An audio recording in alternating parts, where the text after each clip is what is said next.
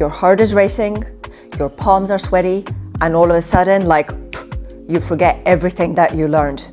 Does that sound familiar? Whether you're in class or on stage, fear shows up in ballet more than we like to admit. So today, I would like to give you some practical tools on how to calm your nerves, how to build confidence, and perhaps even how to start using that fear to your advantage.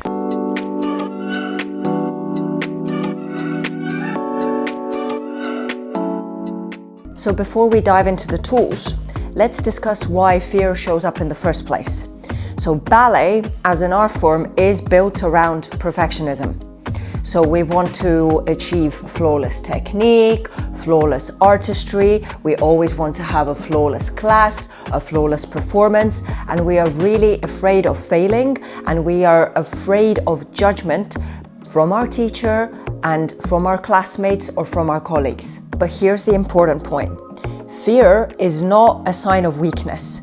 Fear is a sign of you stepping out of your comfort zone, which means that fear is a proof that you are growing. So how do we deal with fear in a ballet class? The first step is reframe the mistakes. Because mistakes doesn't mean that you are bad. Mistakes are data. They show where you're succeeding right now, and they show you the areas that require a little bit of improvement.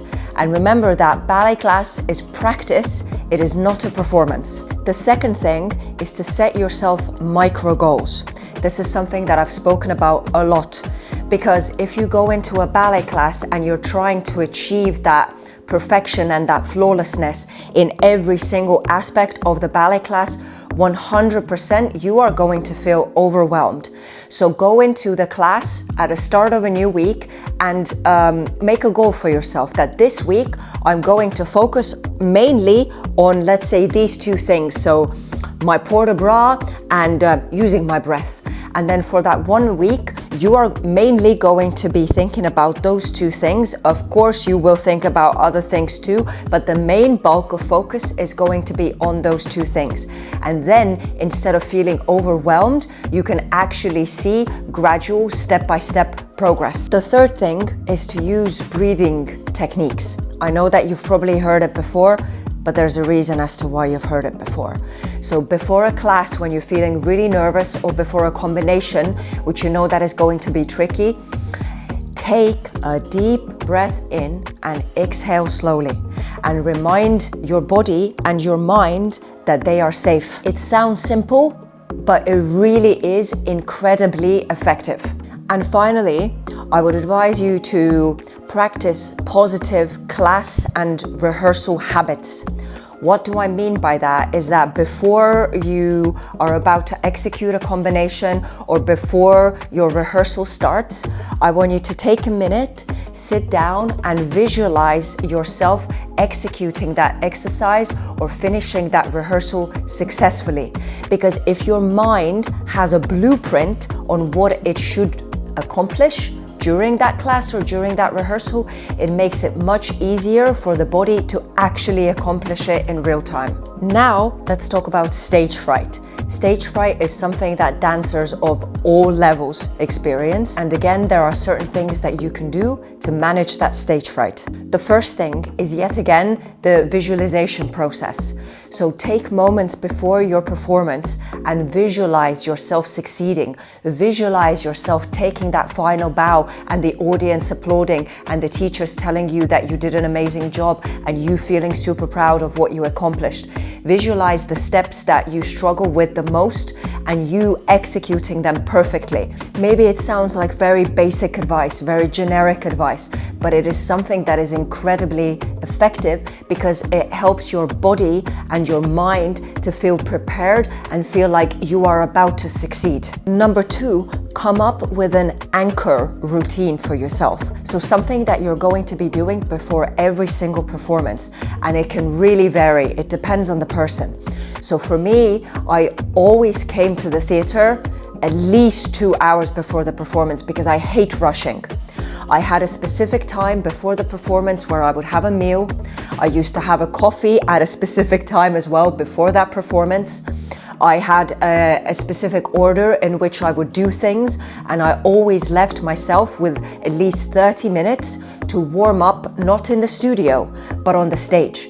And I loved that because the curtain was still open and I could see the audience, I could see the empty audience, the orchestra was practicing there, and that was something that used to really calm my nerves. So for you, it could be a specific stretching routine, a specific breathing routine, a mantra that you're going to repeat to yourself. But those rituals before a performance are actually more important than you think. The third thing, flip the fear. Because your body doesn't actually necessarily know the difference between excitement and between fear. So if you're really excited, your heart is also going to be racing.